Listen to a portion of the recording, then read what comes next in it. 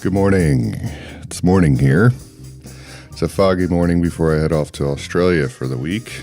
So, any of those listening in Australia, you are particularly concerned with today's episode is sponsored by Decibel Wines, because now you can find them in Australia, but also because we have an Aussie on the podcast today. We got Matt Kirby from Clearview as part of this progressive series. Matt certainly made his share of progressive wines over the years, particularly when he was in Australia, which we've tasted from time to time at some tastings. But today we mostly talk about his career, but also what's happening these days in that special place out in Tijuana, Clearview Estate. So I won't keep you too long. I'll just say please go to decibelwines.com. Use the promo code DBPodcast and get 10% off your order. And, see you in Australia. Let's talk to Matt Kirby.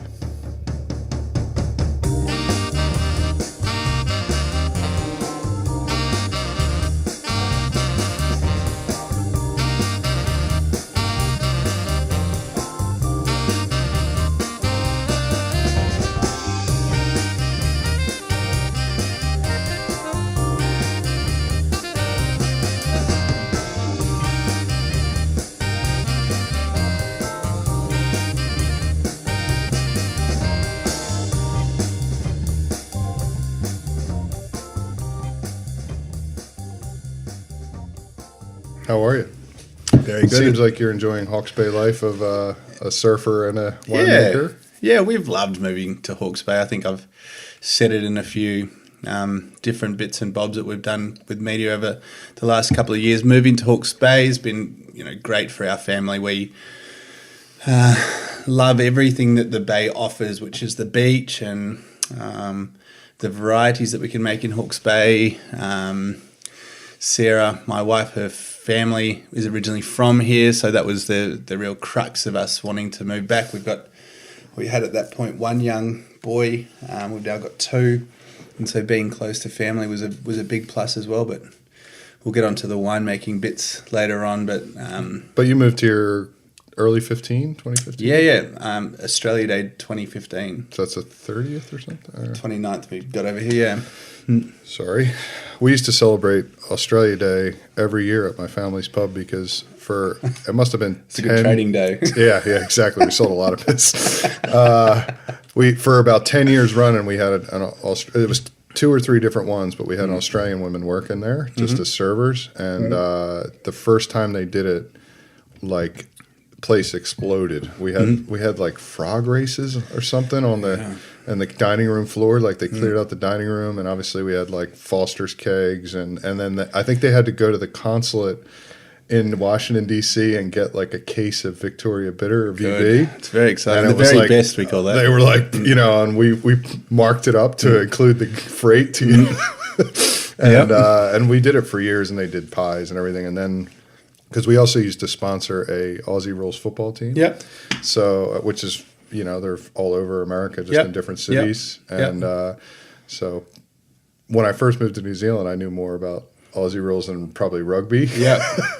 Which is like, now I watch Aussie Rules, I'm like, I don't think I actually ever knew what was going on. No, I couldn't believe I was working in Sonoma, and we went across to Napa, I think it was 2011, to watch the grand final, and I couldn't believe how many just non-Australians were there. It was an event. AFL must have some sort of hook in there as well, because there was lots of people. There's lots of Americans. I think they have those clubs, and it seemed like because they would do their drink ups at the bar they would do it Saturday afternoons, and it seemed like on both teams, whether it was Philly playing Baltimore or Philly playing Buffalo or something, that they would have 1 or 2 Aussies as the anchors. That they were like built the team around and teach the guys how to play it, and that's a good way to spread the word. It's kind of like the NBA's done all over the world. Well, I think they tried to do that in New Zealand, but I don't think it's worked too well. There are some teams around the place, but I do think rugby's sort of got it done. It's a bit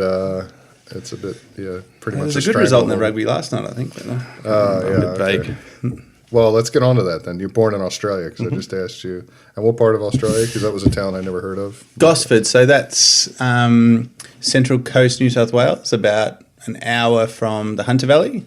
So that's north of Sydney. But North of Sydney. Yeah. Probably, well, the Hunter's directly inland from Newcastle, and Gosford's exactly halfway between Sydney and Newcastle.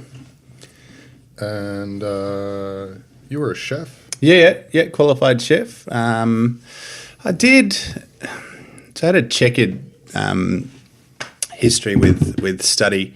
I went straight from high school and did 2 years of marine biology, and I didn't quite finish that. There seemed to be a lot of marine biologists, in inverted commas, floating around Townsville doing jobs such as taxi driving, and I looked into it a little bit further and decided that the employment prospects probably weren't there. Went back to Melbourne to see Mum and enrolled, I think it was about 2002 or 3, into winemaking and viticulture at Latrobe, and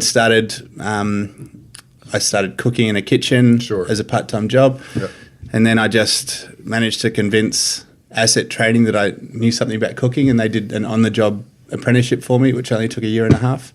So, I was qualified right through my, halfway through my university degree, which was quite cool. But did you have, did you grow up in that food and wine culture, or it just kind of stuck to you? No, I was bartending for a long time, and then I got a bit sick of bartending, and I always thought the chefs had it going on, so I decided that would be next. I was like the exact opposite. I worked in the kitchen when I was a kid, and I was like, I got to get out to the front. In fact, I got to start managing. Yeah, I'm not saying it was a perfect move. I'm just saying that's what happened. And then, you started getting into wines, and this would have been tail end of the first Aussie boom of wines, probably. Yeah, so, I guess my first, and this is probably a bit of a cliche, but 98's coming out of South Australia and Victoria to a lesser extent, and then the 99s, which, had probably stood the test of time a little better, really sort of grabbed me. And then studying in 02, we ended up taking over as, uni students. We were, full of it. We thought, we heard of this 5-hectare vineyard in the Yarra Valley that somebody was looking to have managed for free, and you could take the fruit and that sort of stuff. So we embarked on that journey, me and two of my good friends, both called Andrew. And we grew pretty crap grapes for the first year. Yeah. We had a real issue with Downy, which was great, very controllable. And then the second year we started to get, the hang of it a little bit more. Broke less things, broke less posts, broke the spray less often. And we probably got our timings down a little bit better, and we ended up with some quite good fruit in 04. Did you have some neighbors there to help you a bit? And no. Get your timings down or no? No. Okay. We were studying. No. I only ask. All of those students that come through now. Yeah, absolutely. We were them. No, but I've seen sort of young owners around here.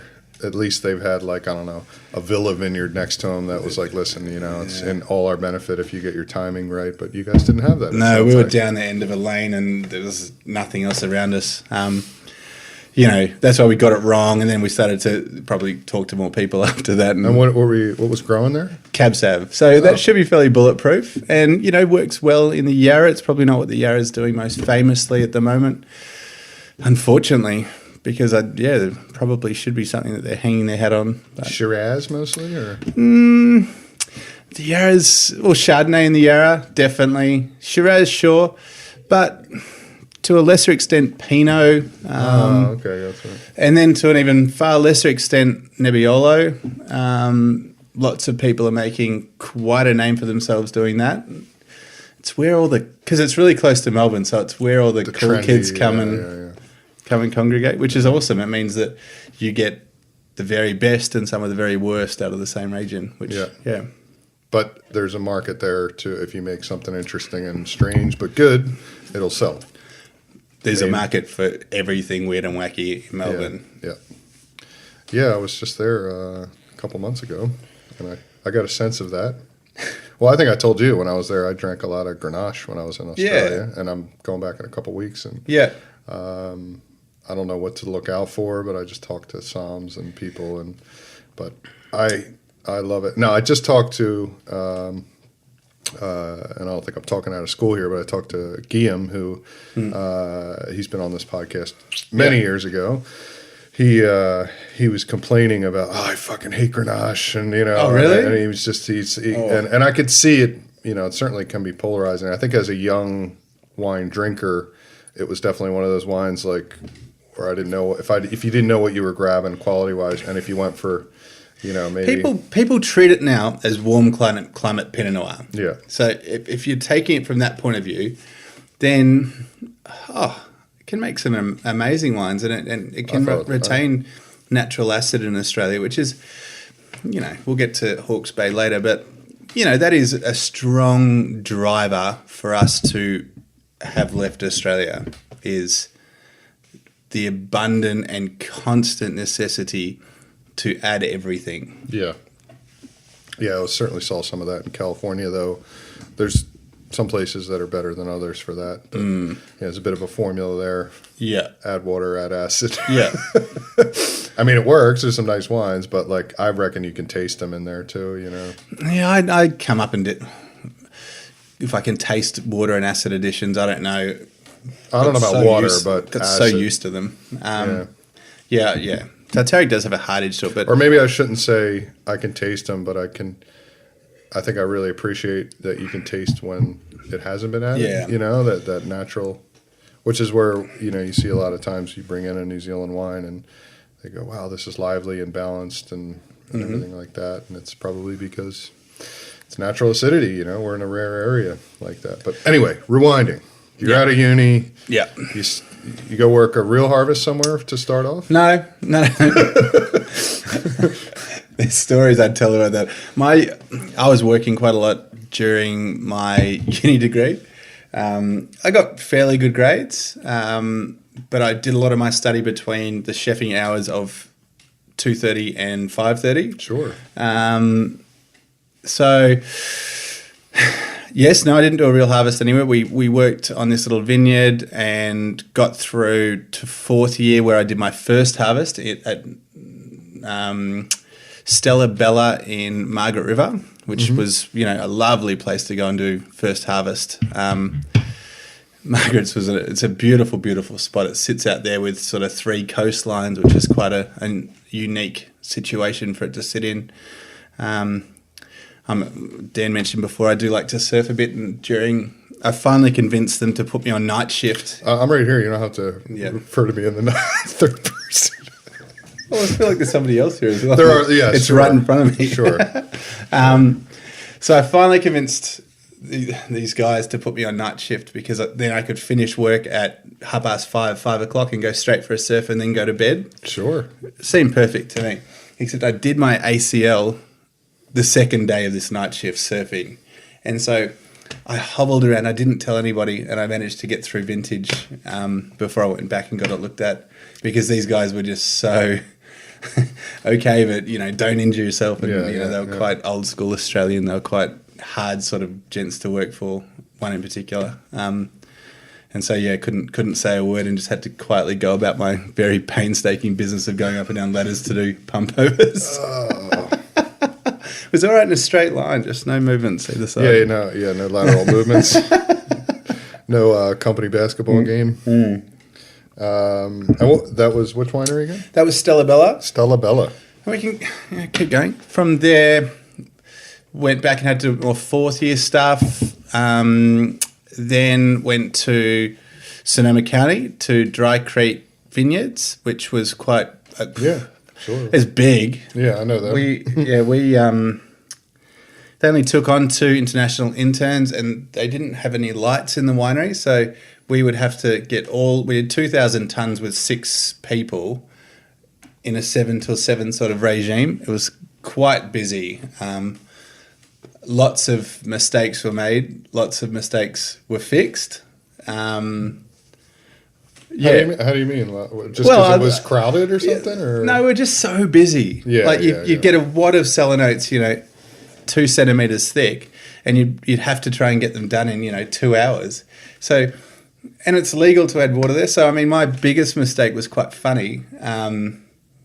I put the flow meter on a hose, stuck it in the top of the tank, so it's going over the top. Went and did a whole bunch of additions, forgot about it completely. Oh. Right, came back.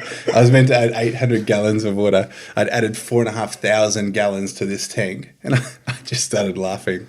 And I looked in the top of the tank, and it just looked clear like water. And I was like, "Hang on!" So I just ran over and got a pneumatic air pump and sucked it all off the top. And then I mixed the tank, and I had to add 400 gallons of water. So, well, it's a good thing water's no harm, no foul. Well, it's a good thing water's not at a premium in California. It is now. It wasn't in 2011. We're having a wet year. No, 2009. That was actually. Sorry. Yeah. Yeah, because I was actually there in 11, and I think 10 and 11 were cooler, wetter years there. But yeah, I think it's good to work in California. There's a bit of a different mindset there too. I mean, obviously there's some big corporate wineries too, but California was the first place I worked where they were like, "Shit, you're working too hard. Kiwis and Australians, you guys are just crazy." Like, we stop at dinner time and and then we just worked during the day. I'm sure I worked night shift in 2012 and everything, but it was still, I really liked the mentality there. It was pretty fun and pretty team oriented and everything, and it wasn't. And you were making great wines too. Yeah, I would agree with you. Everybody did. I mean, it was early, so it was probably after you were there, but people took themselves very seriously. That I found around Sonoma County, which was quite cool. I mean, people were very passionate and proud of what they did, and they weren't afraid to show that, which was quite cool, really. There's definitely some people with confidence around there, and talk about having a wine market, right there is you have the state of California with San Francisco right at your back door. Amazing. I mean, there was productions that I worked for and had friends work for that 95% of their wines never saw the commercial market. They either went right to restaurants or mostly to wine clubs. It's pretty awesome. It is awesome. I mean, I'll tell you another funny story about while I was in the States. I found out about this little vineyard called Ghost Horse. Yes, I know about this. Yeah. Go on. So I heard the story, and it was $1 million to join this guy's wine club, right? So I got on the phone every day and hassled this guy out, right? Until eventually he let me come and taste it. Is this the guy on his website? He's holding a barrel above his head? Hell yeah, smoking stogies on the horse and stuff. Yeah. No, I went to a wine tasting with that guy. He's a geologist, and he made his first wine in 2002. I felt like we'd been doing it for the same amount of time. Yeah, it's pretty much. He showed up to a real, just regular wine tasting with like some winemakers, some industry folks. Yeah. In like a yellow Hummer with a full-length leather jacket. Yeah. And he just like pulled away, and I was like, okay, that guy's kind of interesting. Yeah. And I'm pretty sure I insulted him. Like, I didn't know who he was. I was just breaking balls like I would normally do. And he didn't take too kindly to it. No, then somebody showed me his website on their phone, and I was like, wow, that all fits. You know? $1 million to join it, and you get, what was his name? Phil? No. Anyway, doesn't matter. We're not going to name names. You get the joy of his company anywhere in the world, and he'll deliver you a dozen wines once a year, and blah blah blah. It's for $1 million, Pretty full on. His entry level cab sav was $500. I asked him where his pressings went then. What happens when it doesn't go all your way? Yeah, he's a confident guy. I think his father was a pretty famous grower or something in the area, so I think he was getting good fruit. But anyway, there's some ridiculous sort of millionaire playground type of stuff going on there, which is it's kind of cool to see anyway.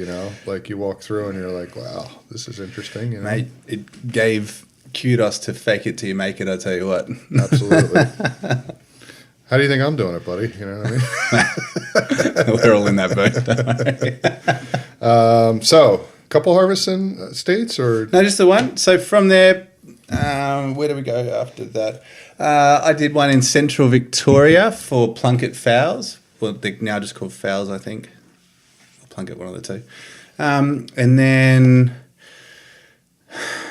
what did we do after that? I went to Maud, actually, down in Central Otago, which was awesome. Dan and SK Deneen, they were amazing to cool work wines for. too. Yeah, I was just actually judging Air New Zealand with Vanessa, who's their new winemaker. She's awesome too. I was friends with her in the Clare Valley.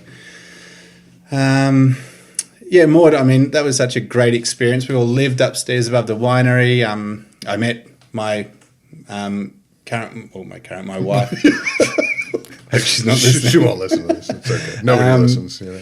I met my wife there. It was actually, we talked about AFL things in the States being obscure. I met her at a Cinco de Mayo party in Central Otago. So Sure. there you go.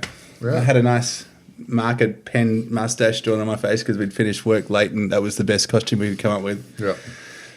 But yeah, Central was beautiful. And then from Central, Sarah and I actually went to Australia, and I went back to chefing for 6 months because Sarah wanted to have a bit of time out. She'd been at Felton Road for about 5 years and had a great time there, but probably wanted just 6 months out of the industry. Yep. So we did that. And then we decided, right, so this was 2011, right, this is going to be a big year for us. And we worked at Brokenwood in the Hunter Valley. And That's really famous. Yeah, that was cool. Yeah. They make that Graveyard Shiraz, and they're sort of like a proving ground for young Australian winemakers. Ian Riggs, the winemaker, and I think he's one of the owners as well. He has a lot to do with that Len Evans tutorial and things like that. Anyway, so PJ Shadows was there at that time, and he sent me down to Beechworth to do their stuff down there, which is quite a cool little region. It can do some good Nebbiolo, but does pretty good Shiraz and Chardonnay. If you're thinking, that area, think Giaconda. From there, I went to Carrick, and Sarah went back to Felton.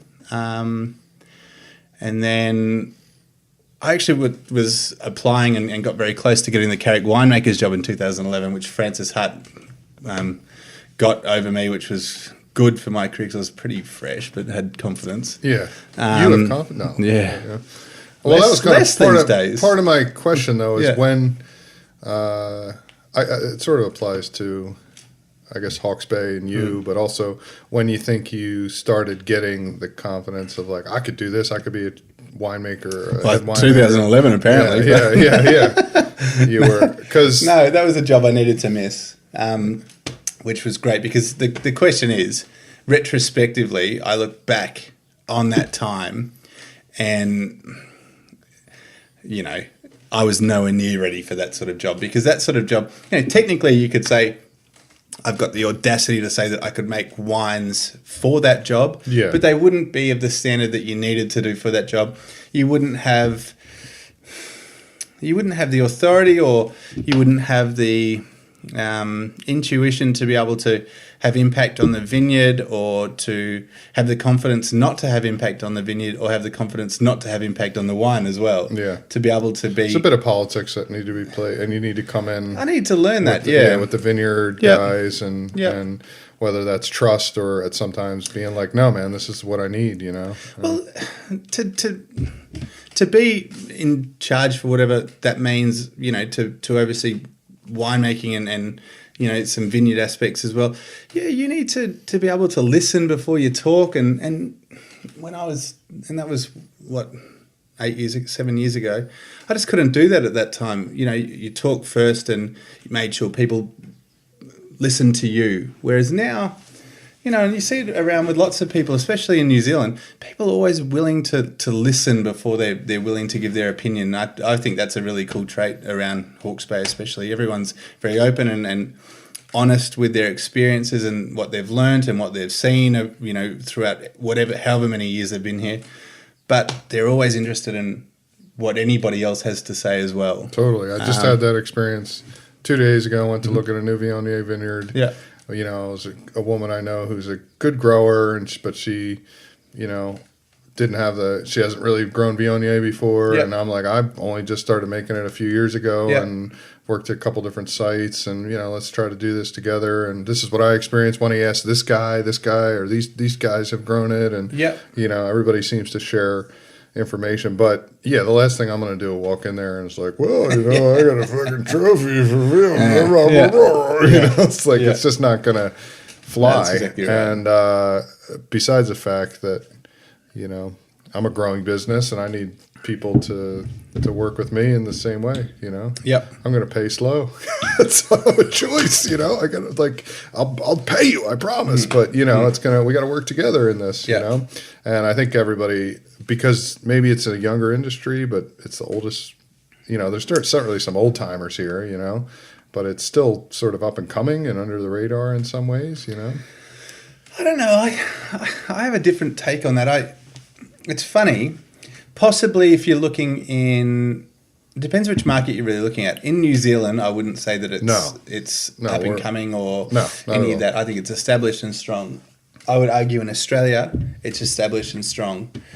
But if we start talking about China and places like that, but then you could probably put the argument together that the whole country's new and up and coming then, because totally it's people, we get really, finicky when we live in a place about how that place is perceived, or, even further when we like to break the place down even further into sub-regions and things like that.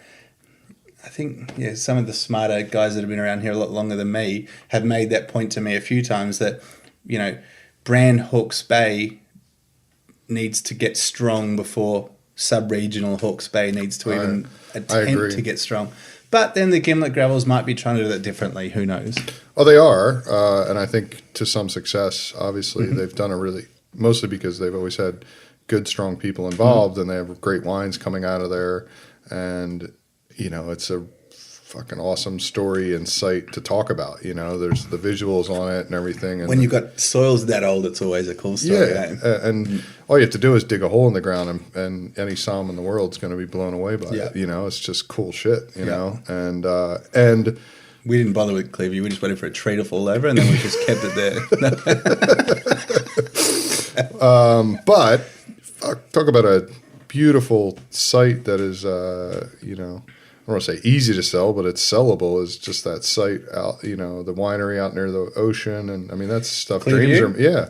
That's Tiawanga is the stuff dreams are made of. You take people out there and they're like, "What? You're on a vineyard, and the Cape is here, and the actual Hawke's Bay, and And we'll touch on Clearview.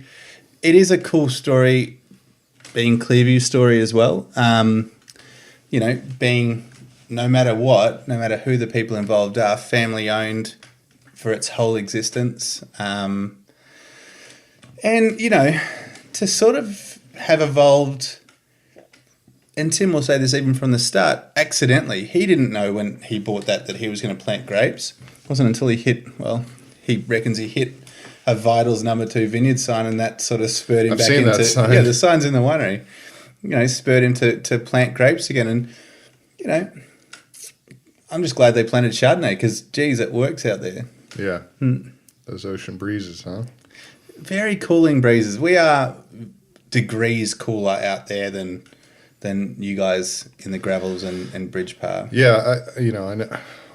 Like you said, especially when I go to the States, I see, people, there are some somms maybe that know of Giblet Gravels ahead of Hawke's Bay, but Hawke's Bay is like this new thing, you know what I mean, when I bring it there. But to bring it back to what you said before, regionality, I notice a huge degree difference when I bring my daughter to daycare in the morning, every morning. Yeah. And sometimes it's cooler in town, but a lot of times it's just warmer and calmer. Yeah. Or out here, it's just so much more raw and windy and hot and the valleys breezy. And stuff coming in through the winter, here. it's colder. In the summer, it's hotter. You know, and so the sites all over. And that's a 10-minute drive. It's like it's crazy. And it is cool out where we are at Clearview because we've got this real. Well, they call it the Tiawanga Pebbles. So it is, very minimal topsoil over pebbles that go down to an old river bed. And, we've managed to get away nowadays with minimal irrigation, none on our old vine stuff, because they've all tapped into something deep enough now because of that loose, pebbly stuff that we've got going on all the way through. Yeah, and it's sort of, when a site produces a variety that you don't have to irrigate, and then you don't have to add acid to, and you don't have to add sugar to, and you don't really have to add much to it. Yeah. And the wine comes out expressive and from a place and seems to be fashionable for an extended period of time. I would probably say that Clearview Chardonnay, whether some people love it, some people think it's a bit big for them, but it's been a fashionable style for 25 years, which is pretty cool. It was certainly in the Bible when I arrived at Hawke's Bay in 2008. It was like, this is one of the iconic wines of the area, and that was before I even laid eyes on Tim. It's never been the same since. Well, we got to rewind a second though. So you were at you applied for the Carrick job. I did. So got down because I was working there. I was what they called vintage assistant winemaker, and Francis, who got the job, he was in the vineyard at the time. But he's the Martinborough guy. Totally. He's an awesome guy. He'd been around Martinborough as an assistant winemaker and stuff. He had way more experience than me. I was trying to fake it till I made it. But, so then missed that one, went to Burgundy and worked at Domaine de Blair and Camille Giroud. And Sarah, my partner, was up in Alsace at, the name's going to, big biodynamic producer, super duper famous. It'll come back to me. And then from there, we both went to Austria to FX Pichler, which was really cool. So you stayed in the off season through the year? No. We're in the States for Christmas. Double vintage kind of. Yeah.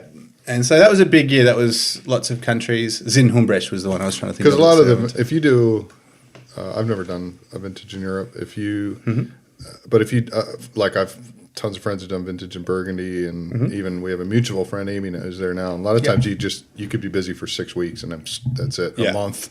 Yeah. That's all they want you for, and that's fine. That's why I had Austria backed up as well. Also because the Wahau. I mean, who doesn't want to go there? Sure. We were the first English-speaking people to work for FX Pichler, and it was quite cool because Franz Xavier, who's the dad, FX, Franz Xavier, he, I got along really well with him. I didn't speak much, say German, Austrian, and he didn't speak much English, but we constantly gave it a go every day. No, better than that. They were fascinated by... Was ist los? Yeah, they were fascinated by water. Like if it sprinkled, we'd stop because it was all about getting sugar high enough to make Smaragd, or which is the top end, or Stanatal, or whatever. Federspiel. So I remember I finally plucked up the courage to try a bit of German. And I said to the chef, which was FX Pichler, I said, in German, the rain, I can't remember how to say it now, the rain, it's a problem. And he said, no, I said, the rain, is it coming? Or where is it, or something? And my translation was awful.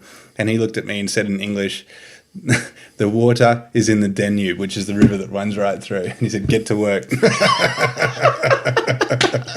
I just loved it. Yeah. He was really cool. Yeah. He painted pictures, and he wanted to paint a picture on Sarah's vintage t-shirt, but only if she was wearing it. So I said no. Yeah. It's Europe, Yeah. And then where? From there. Okay. Where do we go after that? Yeah, so then I got a winemaker's job at Knapstein in the Clare Valley, and it is Knapstein, and the reason it's Knapstein was PJ Shatter has just cleared this up for me last week, actually, is because the Knapsteins were part of the war, and they wanted to differentiate themselves when it all finished, and they didn't want to be Stein anymore, so they were Knapsteins. And that was cool. So we were there 4 years, which was great. Got to learn lots about production winemaking and contract winemaking, and Really cut your teeth as being the dude. Yeah, it was interesting. I still had, got given lots of different bits of responsibilities, and ended up sort of looking after lots in the cellar, and it was an interesting working for a corporate. Being Lion is quite tricky. You learn a lot about yourself. You're constantly managing your behaviours against the 10 behaviours and things like that. There's a lot of looking at how other people see you and how you portray yourself, which I'd never had before. Yeah. When all of a sudden you sit down and you're trying to get a pay rise, and it's like, no, well, you had 3 of your co-workers have said you don't seek to understand before you're understood. And you're like, goddamn co-workers. Just wanted a 10 grand pay rise. I didn't know this little form that they filled out was going to come back to haunt me. So then you got to go back and have a look at it and readdress how you talk to people and are perceived and whatever. And it's good, that sort of stuff's good. So then that has from there, I'll tell you the story about how I met Tim. Tim's daughter Katie was the winemaker at Killicanoon in Clare, and Tim moved over came over to pack Katie's house up with her to move her back to New Zealand. My wife and Katie are great friends, and we have kids the same age. So Katie was heavily pregnant. Sarah was heavily pregnant. Tim came around for dinner, so he had a designated driver. I'd been fishing all day and caught heaps of squid. Ended up having this massive cook-up. Got heinously drunk. No. No, really? Yeah. Really? And I was epically drunk. Okay, all right. If you say so. And I sort of said to him, look, we're trying to move back to New Zealand, blah, blah, blah. And he's like, no, I've got a winemaker. He's awesome. Go away, sort of thing. And I said, great. And so we were over visiting Sarah's granddad that Christmas. And we caught up with Katie, and Katie said, oh, Dad's winemaker just left inside. Rang Tim and made an appointment the next day and just said, can you show me around the vineyard? Halfway through the tour, I stopped and said, so Tim, it's not not beat around the bush. I want to apply for the job. And then we sort of had a chat. A couple of hours later, we had left and we're off on the way to Taupo. By the time I got to Taupo, I had a missed call on my phone saying it was mine. Nice. So, had to go home, pack up our shit. It took a month, and we were back Australia Day 2015. Yeah, right into it. Yeah, it was right into it. We had lots of bottlings and stuff, which is the worst part, but is actually you can learn a lot because it's all done at that point. It is all done at that point. I mean, you can do a few things, but and I wasn't trying to. I had a little tap on the wrist from people that had worked there before, saying don't change the style or don't change anything, sort of thing. And I took that on board. And so I didn't really touch too much going to bottle with those 14s. That was the Reserve Chardonnay and Beachhead Chardonnay at that time. But we had a lot of other things going on. Had to get to know a new winery, and it was quite cluttered. Yeah, I mean, outside of that, I can't imagine. First of all, it's an older winery. You guys do what, 12, 15 different wines or something? I don't even know. Different wines, about 27. 27 different wines, and so you're talking a lot of little tanks and barrels and lots. And again, it's probably a winery that's been built over the years, not like they just arrived and built a winery. I look at it more as evolution, not being built. That's what I mean. It's like, so this thing, we'll just put that tank over there for now, and then it stayed there for 7 years, by the time you got there. So we've,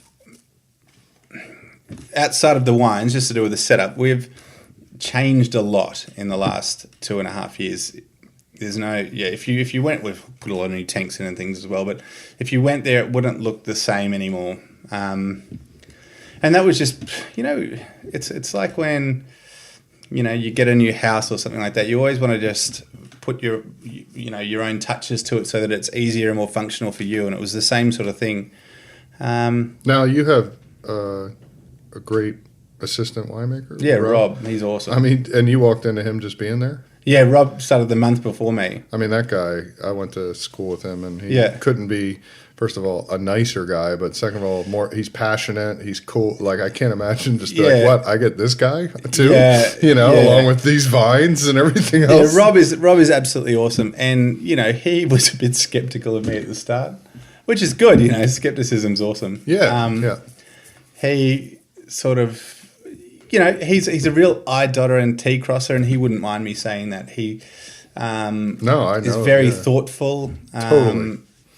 Whereas I'm a bit more intuitive, and so we've worked really well together. It's been a little bit of a roller coaster, him getting used to my way of, doing things on feeling and doing things because that's the way that the wine is progressing. Not really for necessarily the most textbook reasons, but, just trust me and see. And it's been good, Yeah, I think he's got I've never worked with him, but just from conversations and everything, I think he's got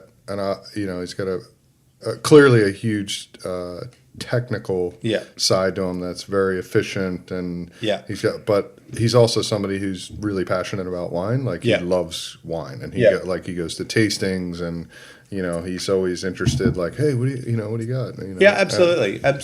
So that's good to work with somebody like that, because I've worked with people who aren't like that. Yeah, me too. I've worked with, the last situation, Paratoa was probably a dream. I worked with a guy who was, it's a similar nice guy, but like just super technical, awesome at making great wines, you know? So, and probably what I needed, because I'm a bit more, of a dreamer and heady, But, the cool thing about Rob that people don't know is he's an amazing table tennis player. Really? Yeah. Oh. Yeah. And, that's probably... He's probably too nice a guy to hustle me out of some money, though. But. Well, no, we hustled the second row rep the other week. It was quite funny. Had some hard-priced barrels out of him. Play you for an extra toast or something? No, better than that. He lost 21-5. Oh, shit. Yeah. Oh, that's good. So, let's go into. There's Chardonnay, obviously. Yeah, of course. What else are you making at Clearview? Yeah, okay. So, and where are these vineyards? Because to be honest, I don't know where all the vineyards are. So the only stuff we're getting outside of our little backyard, and we'll call Hamawana and Tiawonga that backyard, is a little bit of Cab Sav from out here, which goes into our olive block. Out here, Bridge Pa, or out here, Gimlet Gravels, sorry. Which is from the Pask vineyard there. Mm-hmm. And that, we this year getting some Pinot from Escarpment down in Martinborough, which will be quite fun. Interesting. Yeah. Interesting. Saw Hugh last week in Auckland. It was quite cool to catch up with him. I love Hugh. I got to talk to him. I'm going down next week, and I'm going to talk to Janine. Yeah. And, I saw Janine last week too. I want to talk to, I'd love to talk to Larry at some point. Yeah. He's a bit of an epic dude. Yeah. And such a nice guy, too. He's epic. Yeah. I feel like I want to barbecue with Larry. Just totally. sit out and hang out with that guy. He's very funny, because him and Tim go back a long way, so they always pop in when they're up here, him and Hugh, and it's always a long lunch. It's always quite fun. I've had a long love for. I knew Hugh a little bit when he was up this way, and then I just would drop into Escarpment a lot when I'm down there, at least once a year or something, to see him and taste and hang out. And often have brought friends and other winemakers through. And I think one of the things that Larry said to me that I really liked when I saw him at Pinot 17, which we don't know each other. I know Hugh, you know, and I never would even see Larry when I'd go there. Is that it's kind of refreshing to hear. Is I really like Ottolenghi wines, right? Right. I got to decant them, and they're on a way other spectrum than Escarpment wines, and I love Escarpment Pinots. Right. But they're really different. And he said to me, he goes, and he was just asking about what I liked and everything. And he goes, it's funny is like I could never make the wines that Helen makes. Yeah. And she probably couldn't make the wines that I make. We're just different in that way. And you're talking about two of the juggernauts of Pinot Noir in the world, really. And it's a good attitude that he has about it, but they are really different, those styles. I brought that up. Well, and talking to Hugh the other day, it's all about focus and structure for those boys.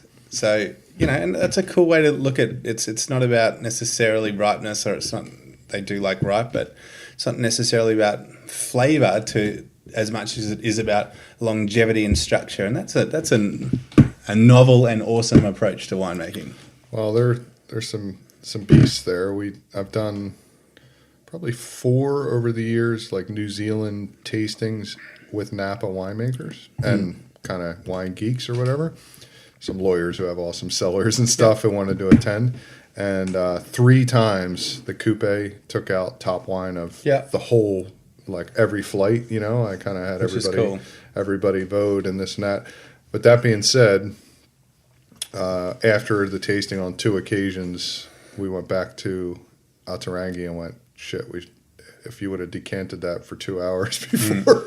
Because they were pretty young too, you're only talking about like wines that were a few years old anyway. But that's pretty cool. You get to make some Pinot.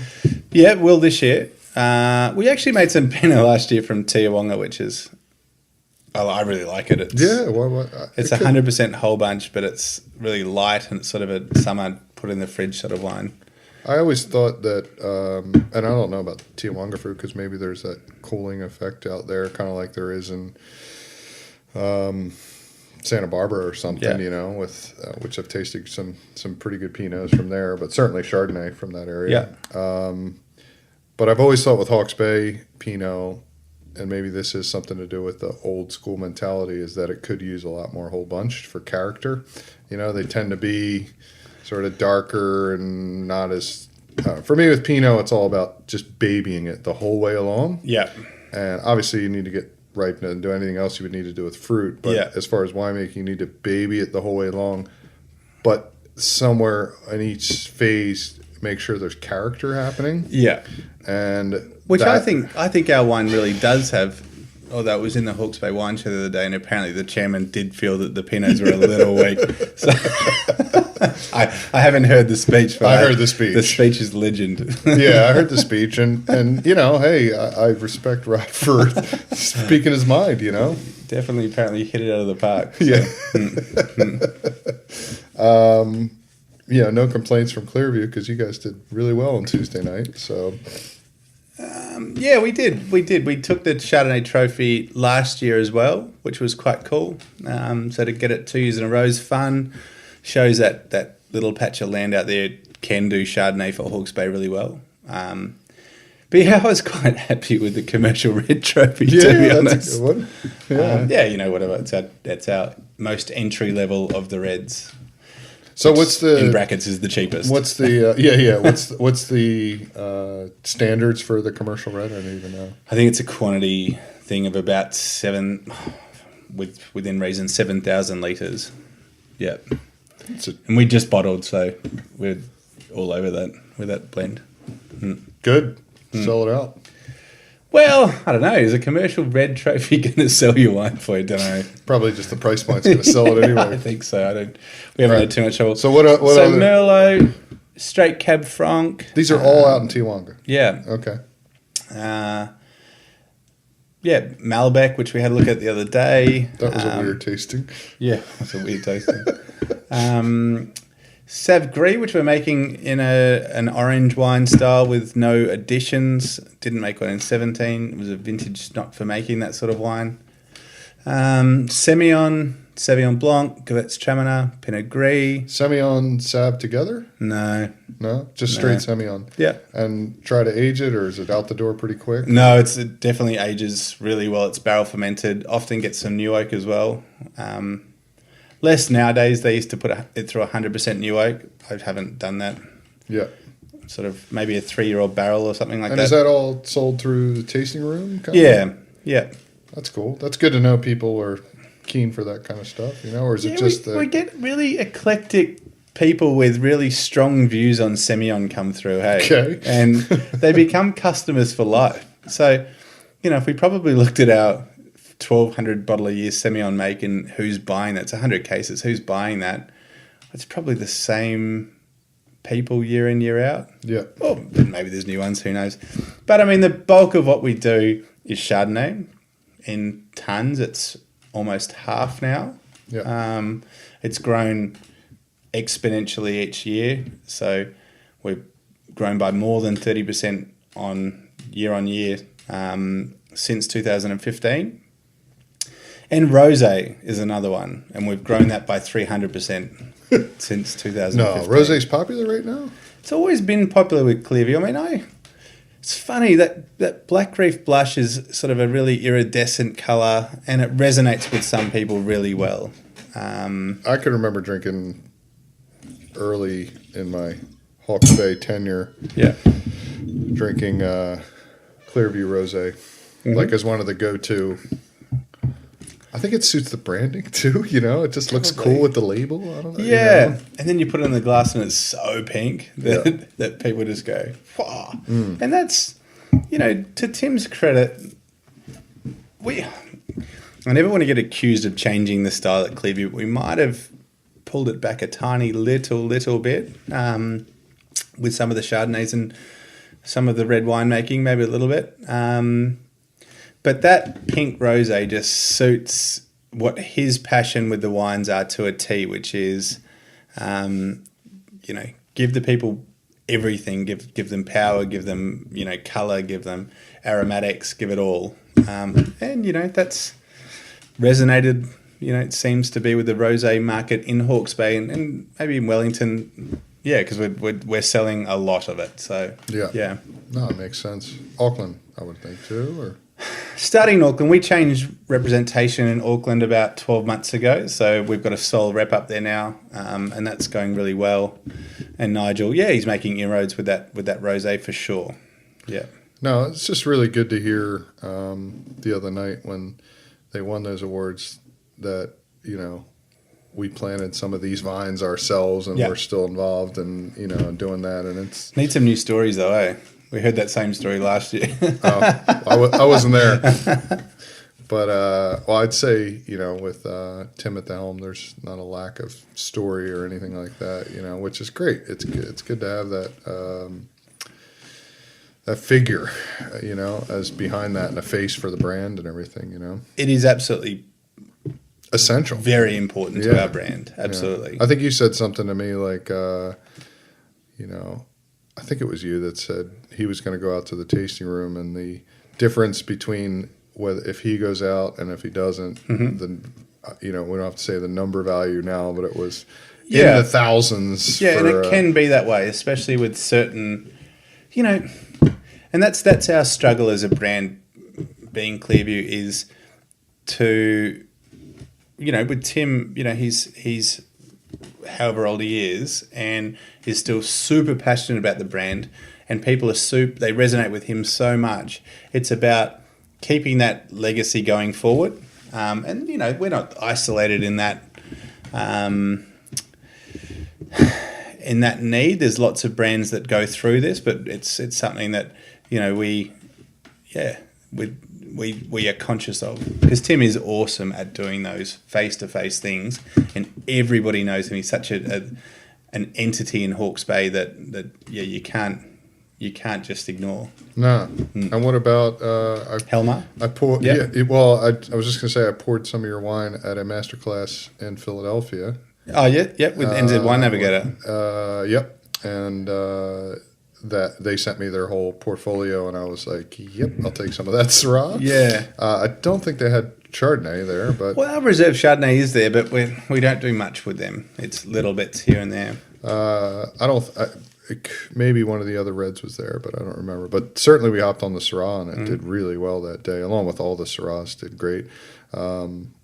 Which that varietal in Hawke's Bay seems special. It seems like Psalms can get their head around it in other countries. If I try to put a red blend, they might say this one's really good and this one's good and this, okay, they're a little different, but it was, particularly during, if I just took that class on its own, but I've been going to America for 10 years and pouring wines from Hawke's Bay and Martinborough, Pinot. Pinot's easy, I mean, our price point is a little tougher, and I'm not, but they can get their head around it and they go, wow, this is really good. And that's there's less of a pushback for that. They get it. Sauvignon Blanc Pinot Noir from New Zealand. Yeah. Syrah is like this easy transition. It's a tiny bit of the market, but it's like... It is tiny. And wasn't there a bit of backlash amongst sommeliers in the US around Syrah? Just Aussie Shiraz. Is that right? Just Aussie Shiraz, really. So it's not Rhone and it's not us? And no, it's not Rhone. It's not in New What's wrong Zealand. with Australia? I know. Well, you know, yellowtail is what's wrong. I mean, it's the cliche, That's exactly right. but you know, I had friends like one of my flatmates who now actually runs a really good restaurant in Philadelphia called James. At the time, he was a guy like me who was like kind of South Philly Italian heritage. Yeah. Grew up with probably a grandfather that made a bit of wine, so there was always wine around. And, Yeah. you know, just appreciated good wine. Didn't quite know brands or this and that, Yeah. or regions or anything, Yeah. but maybe knew a few brands. This and that. We were kind of getting into wine at the same time, and then I started going to school and like kind of blew past him. But he is somebody who really likes wine and really knows beers and everything. And I remember him saying to me like, and this is in the early mid 2000s when Shiraz was just like exploding. Yeah. He's like, yeah, I don't know what happened. Like, this is somebody who didn't even know that much about wine. He's like, I used to buy Yellowtail and it was really good and over delivered, and it was like, now it just doesn't taste like anything, and it's sweet and this and that. And I was like, well, what do you think happened, man? Like, you can't Everybody bought it. And then it got weird. and then it just got weird. So for somebody at that level to be anti and be like, I'm done with that shit, you know, you can only imagine what some of the Psalms are doing now. And I even had a buddy who's a Psalm who was working in Philly, working on like this. It was a PR campaign called like Defend Australia. Yeah. And they were really trying to champion, because there's amazing wines coming out of there. There certainly is. And thank God for China and their domestic market. Yeah. Otherwise, it would have been a nightmare. Yeah, I guess it probably would have. There is lots of cool wines coming out of Aussie. You touched on Grenache before. But did you see this week Penfolds released the G3? Yeah, so it's a $3,000 wine. 3,000. Yeah. So if it goes to 3.5, is it going to be the G3.5? Did they name it for the 3? I don't know. Yeah. I have no idea, but I just thought it was a bit close to home. 3 Gs. Well, they, you know, they can kind of do it. Those guys, if anybody. It's pretty out there thing though. What they blended 9, 10, and 14 to make it, and called it a non-vintage. Well, and I think that they, you know, what they've done a great job of over the years is, you know, they take old vintages and top them and really take care of their high-end customers that way, and quality control and all that. I'm guessing they probably did some stuff with AWI enclosures and that as well. Oh, everybody did. Yeah, so they, I mean, if anybody's going to do it, it's going to be those guys. Yeah. But I don't know. $3,000. I know, it's just crazy. It's crazy. 3,000. But when I go to, you know, Australia, it's like there's amazing Australian wines all over the wine lists. Yeah. You know. But unfortunately, when I go to wine shops in Australia, though, it can be a bit dismal unless you get rated outside the city. I mean, yeah, absolutely. That's the thing, though. Getting back to Hawke's Bay, that's the thing that, you know, Hawke's Bay is starting to do much better. It seems like that everybody's sort of taking their place really seriously, you know. And I've noticed it in the last 2 years. You would have seen it in exactly in the only 2 years that you've been here. Almost 3 years. Imagine this would be 10 years coming up for me. Yeah, and I've just, it's. I think what's really cool for me, and you would have experienced this as well, because you're new to the region and you've got your own talent and you're bringing this whole other thing to the game too, is there's this really combination of kind of the old guard, for lack of a better term, and friends of mine like Rod and Tony and stuff like that. Guys, do they like getting called that? Yeah, do they? I don't know. I just break their balls. I'll call it right to them anyway. But they're kind of like on the slightly progressive side of the old, you know, of that older regime. But I don't know. Rod's not that old anyway. I don't know. Tony's not that old. Maybe Tony's a little older. But and then these expats and sort of up and coming younger winemakers of this. And I kind of feel like Rod and Tony now are crossing into that because they've started these new projects. Yeah. You know, and those two guys are a perfect example of add this like second vibrancy to, and made a bunch of the other traditional producers like turn their head and go like, oh shit, this is going to be a force to reckon with, and it's going to take a few years, but it's coming. Yeah. And I've watched it really progress. I mean, it was pretty conservative even when I got here in 2008. Like, they're just a couple of the small guys had died off, and those GFC, and it was like, kind of went back to, stock standard, good producers and everything, but, look who's winning a lot of the awards the other night. A Pinot Ricard winery, Villa Maria winery. They're still at the top of their game. But that's the thing. I mean, it depends what you're chasing. If you're chasing wine show results, or if you're chasing critical review, or if you're just chasing customers, it's what you're doing really. And Villa does it really well. Is really segments the market that way. Yeah. But for smaller producers. Like we're only small. We're definitely in that small band. Well, I'm gonna. Can I speak for Clearview in a second? Yeah. And I'm not really speaking for Clearview, but if I was Clearview and I submitted to, I don't know, Robert Parker or something like that, and I didn't get a good review, I'd be like, well, fuck you. I sold all my wine, And that's our problem. We don't export. We're 98.5% domestically sold. That's great. And we just don't have enough. Like, we're constantly looking for more suitable vineyards for Chardonnay, especially. So if anyone out there has any... Good luck. Why do you think I'm making Viognier? That was actually one of our first conversations, was like in 2015, or was it 16? No, it was 16. You're like, oh man, I'm going to find you some Chardonnay. And I was like, meanwhile, you work at Clearview. If you come across some good Chardonnay, you're going to take it. Yeah. And I was like, you know what? I'm just going to make Viognier. It's okay, And to be honest, for export, it's probably a good strategy for me. Yeah. But anyway, getting back to into Hawke's Bay, there is this kind of blend of things going on, and it's good we have the establishment to work on, and and then there's there's all these other alternative things going on. This discussion about the new generation and the new wave and stuff like that, Tony, just for me, really. Tony and Rod and people that have done it all before, I think, are a bit excused from this conversation because they're going to make awesome wines regardless. Yeah. But for the younger ones, we touched on it before, where you and I talked. You asked me the question about 35 minutes ago. How did you know that you were ready to take the next step? Right, and that's the whole thing. When you're trying to be the next generation of winemakers in any place, you've got to think about what you're really trying to change and what you're really trying to do. Are you trying to reinvent the wheel? Are you going to go down that organic path, biodynamic path? Are you going to try and push the boundaries with skin fermentations and things like that? Or do you really just like the classics and you're not really trying to reinvent the wheel, you're just trying to bring your own take on that wheel? And that's okay too. And I think all of us younger generation winemakers need to remember that it doesn't have to be all way left of centre. It can be just, the reinvention might be through your marketing strategy or whatever it might be. Absolutely. It doesn't need to be throwing the history out the window and showing them that they've done it wrong.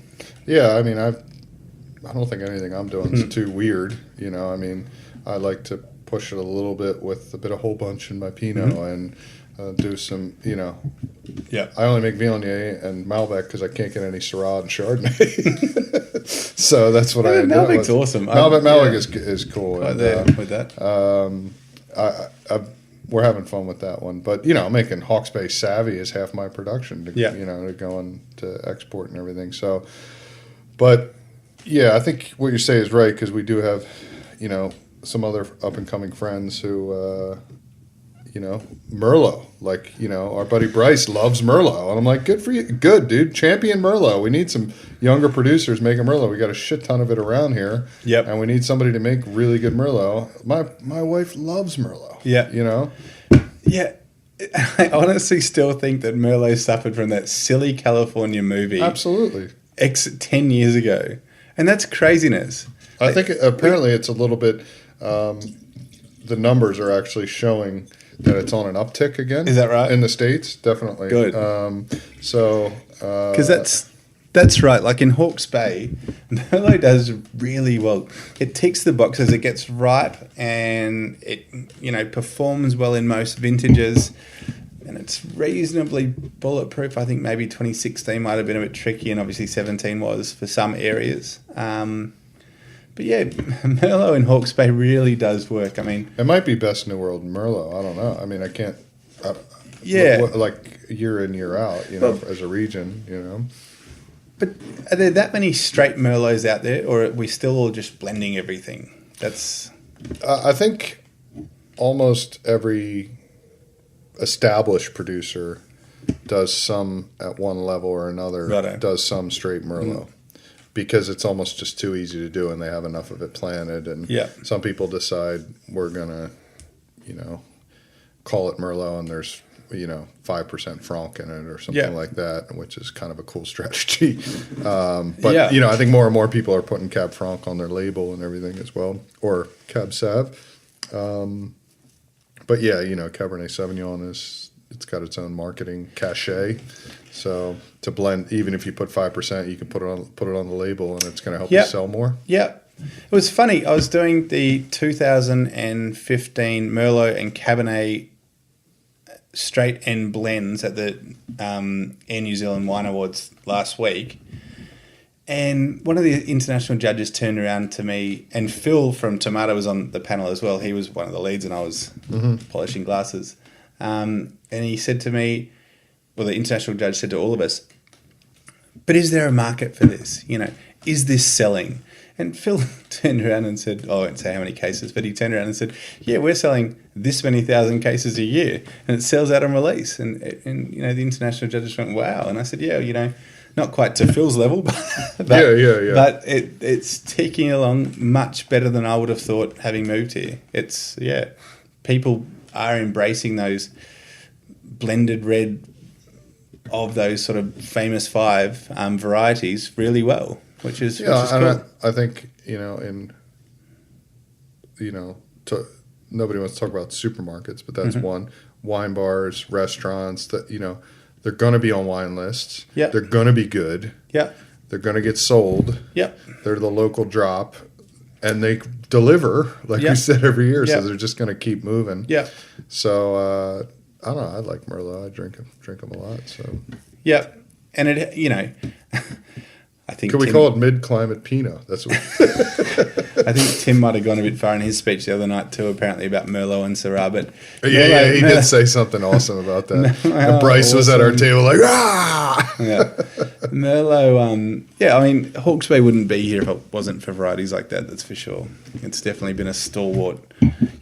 Reading the history from the couple of books that have come out of Hawke's Bay in the last couple of years, it's been great actually for me reading those books and looking back through the characters of the last 20 or 30 years. Merlot really did shape it, and then the newcomers being Syrah and Chardonnay to a lesser extent. It's been around the whole time, but it really wasn't in vogue for all of that time, like probably Merlot and some of the other Bordeaux varieties were. Yeah. So what's next? Hawke's or Clearview, and just try Clearview. to get through. No, I'm just saying, like, anything new on the. You mentioned the Pinot. That's one thing. Yeah, so probably trying to pair. Well, double-edged sword. Trying to pare back how many wines we make, but at the same time, we've got Riesling planted at the moment, which is quite cool. That does well out in Tijuana. Yeah, well, that beach house, as you mentioned, Bryce has done very well at different shows, and I've tried it over the last 2 years and really quite enjoyed it. They seem to feel they've got the recipe dialed, so I look forward to my Riesling being ready. Cool. All right, we're going to wrap it up. Thanks. We just crushed over an hour. That was too easy. Thanks for doing it, and I think we also polished off a bottle of Chardonnay. We did. Cheers.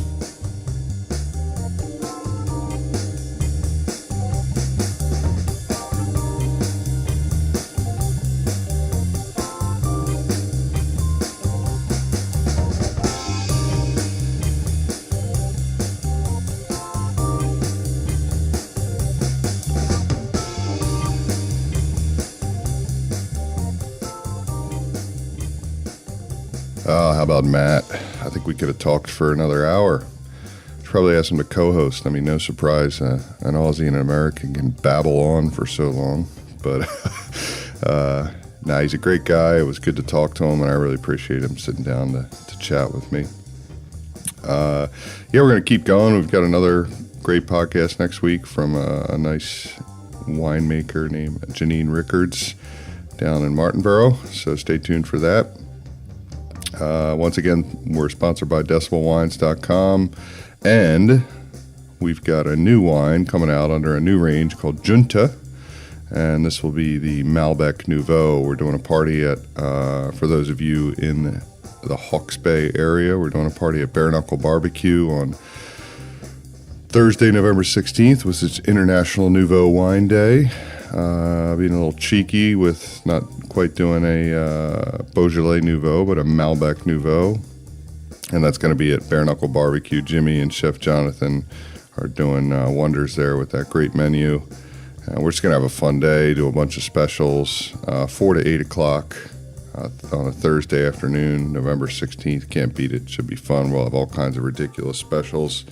This Nouveau wine is going to be priced for the user, very user-friendly. Summer Red should be a lot of fun, so come on down, check out. For those of you who haven't been down to Bare Knuckle Barbecue, it's a really cool spot, really unique place to hang. Pretty family-friendly, too, so bring down them kids. Yeah, I'm off to Australia. I'll see you guys across the ditch. Cheers.